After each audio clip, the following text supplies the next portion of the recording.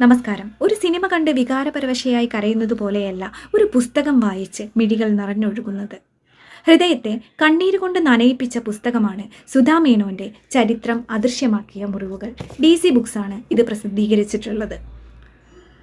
ഗവേഷകയും programme കോർഡിനേറ്ററും ദുരന്തബാധിത പ്രദേശങ്ങളിലെ സ്ത്രീകൾക്ക് വേണ്ടിയുള്ള കമ്മ്യൂണിറ്റി സെന്ററുകളുടെ ഭാരവാഹിയുമാണ് സുധാ മേനോൻ. ഹൃദയത്തിൽ കനിവിൻ്റെയും ദയയുടെയും അംശമുള്ള ഏതൊരുവനെയും ഈ സ്ത്രീകളുടെ പൊള്ളുന്ന ജീവിതാനുഭവങ്ങൾ കരയിപ്പിക്കും. ചരിത്ര പുസ്തകങ്ങളിലോ രാജ്യങ്ങളുടെ വീരഗാഥകളിലോ ഇടം നേടാതെ പോയ അദൃശ്യമാക്കപ്പെട്ട ഒരു കൂട്ടം സ്ത്രീകളുടെ പൊള്ളുന്ന ജീവിതാനുഭവങ്ങൾ തരുന്ന വായനാനുഭവം അത്രമേൽ തീവ്രവും ശക്തവുമാണ്. ജീവിതത്തിലെ വർണ്ണങ്ങളെല്ലാം ഒലിച്ചിറങ്ങിപ്പോയ 6 സ്ത്രീകളുടെ പീഡനാനുഭവങ്ങളും അരക്ഷിതാവസ്ഥ നിറഞ്ഞ ജീവിതവുമാണ് ആ രാജ്യത്തിലെ സാമൂഹിക രാഷ്ട്രീയ പശ്ചാത്തലത്തിലൂടെ എഴുത്തുകാരി നമ്മോട് വിവരിച്ചു തരുന്നത്. 6 രാജ്യങ്ങൾ, 6 സ്ത്രീകൾ. ലോകത്തെ എവിടെയായാലും യുദ്ധവും വംശവെറിയും വർഗീയ കലാപവും മൂലം ഏറ്റവും കൂടുതൽ ദുരിതമനുഭവിക്കേണ്ടി വരുന്നത് സ്ത്രീകളും കുട്ടികളുമാണ്. 1-ാം അധ്യായത്തിൽ ശ്രീലങ്കയിലെ ബാട്ടിക്കളാവ ജില്ലയിലെ ജീവലതയെക്കുറിച്ചാണ് പറയുന്നത്.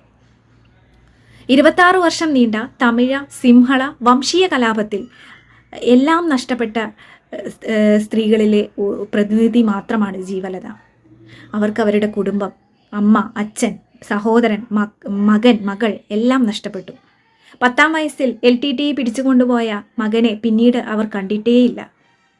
15-ാം വയസ്സിൽ സിംഹളർ ബലാത്സംഗം ചെയ്തു കൊന്ന മകൾ. ഒരുതരം നിസ്സംഗഭാവമായിരുന്നു അവരുടെ മുഖത്തുണ്ടായിരുന്നത്. അവർ ഈ കഥ പറഞ്ഞു കഴിഞ്ഞപ്പോൾ അവരുടെ കണ്ണുകളിലേക്ക് നോക്കാൻ എനിക്ക് ഭയമാണ് എന്ന് എഴുത്തുകാരി പറയുന്നു. അനേകം സ്ത്രീകളുടെ ഒരു പ്രതിനിധി മാത്രമാണ് അവർ. പിന്നീട് പോകുന്നത് പാകിസ്ഥാനിലെ സിന്ധ് പ്രവിശ്യയിലെ ഭദീനിലേക്കാണ്, ഒരു തീരപ്രദേശം. പാകിസ്ഥാനിലെ സ്ത്രീകൾ അതിസുന്ദരികളാണെങ്കിലും അവരുടെ കാലുകളിലേക്ക് നോക്കുമ്പോൾ അറിയാം അവരനുഭവിക്കുന്ന പീഡനങ്ങളും ഇതും. കാരണം ഒരു പ്രാഥമിക സൗകര്യങ്ങൾ പോലും ഇല്ലാതെയാണ് സൈറാ ബാനുവിനെ പോലെയുള്ളവർ ബദീനിൽ ജീവിക്കുന്നത്. മാത്രമല്ല ഭൂവുടമകളുടെയും പൗരോഹിതന്മാരുടെയും മതത്തിൻ്റെയും നിയന്ത്രണങ്ങൾ അവരെ അത്രമേൽ അടിച്ചമർത്തപ്പെടുന്നുണ്ട്. സൈറാ ബാനു പറഞ്ഞ ഹാജറയുടെ കഥ അത്രമേൽ ഹൃദയം പിളർക്കുന്നതാണ്. തന്നെ പീഡിപ്പിച്ച ഭൂവുടമയ്ക്കെതിരെ പരാതി കൊടുത്ത സൈറാ ബാനുവിനെ ഹദൂദ് എന്ന പേരിലുള്ള ശിക്ഷ നടപ്പാക്കി കല്ലെറിഞ്ഞ് കൊല്ലുകയാണ് ഉണ്ടായത്. ഹാജറയെ കല്ലെറിഞ്ഞ് കൊല്ലുകയാണ് ഉണ്ടായത്. അത്രമേൽ നമ്മൾ വിചാരിക്കും ഇത്രയും ഇങ്ങനെയും ഇപ്പോഴും ഉണ്ടോ എന്ന്. പിന്നീട് പോകുന്നത് അഫ്ഗാനിസ്ഥാനിലേട്ടാണ്. അഫ്ഗാനിസ്ഥാനിലെ പർവീൻ്റെ കഥ. അഫ്ഗാനിസ്ഥാനിലെ അനേക സ്ത്രീകളിലെ ഒരു പ്രതിനിധി മാത്രമാണ് പർവീൻ.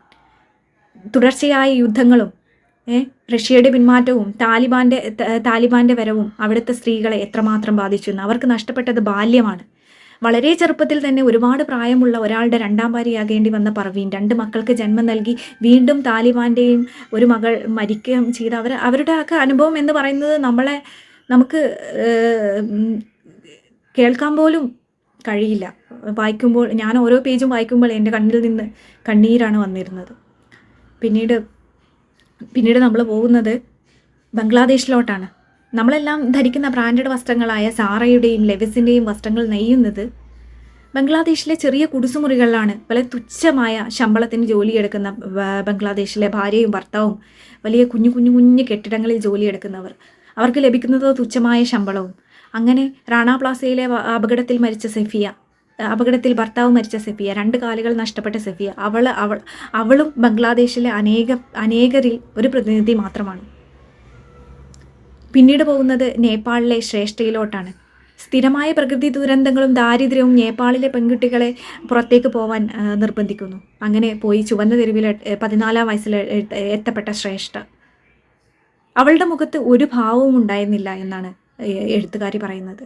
പിന്നീട് നമ്മൾ പോകുന്നത് നമ്മുടെ സ്വന്തം ഇന്ത്യയിലെ തെലങ്കാനയിലെ വാറങ്കലിലെ കർഷക ആത്മഹത്യ ചെയ്ത സാമ്പയ്യയുടെ ഭാര്യയായ രേവമ്മയുടെ കഥയാണ് പറയുന്നത്. അങ്ങനെ അതെല്ലാം ഏറെയൊന്നും ചിന്തിക്കാതെയും പറയാതെയും ആഹ്ലാദകരമായ ജീവിതം കൊണ്ടാടുന്ന നമ്മുടെ നേരെ ആത്മനിന്ദ തോതും വിധം അനേകം ചോദ്യങ്ങളുടെ ചരവർഷം പെയ്യിപ്പിക്കാൻ ഈ പുസ്തകമുണ്ടായിരുന്നു. ഈ പുസ്തകത്തിൻ്റെ ഉള്ളടക്കം അവതാരികയിൽ പറയുന്നത് പോലെ ചരിത്രത്തിൽ രേഖപ്പെടുത്താതെ പോയ ഇരകളുടെ ഓർമ്മ പുസ്തകം. തീർച്ചയായും ഓരോരുത്തരും വായിക്കേണ്ട ഒരു പുസ്തകമാണ്. നന്ദി, നമസ്കാരം.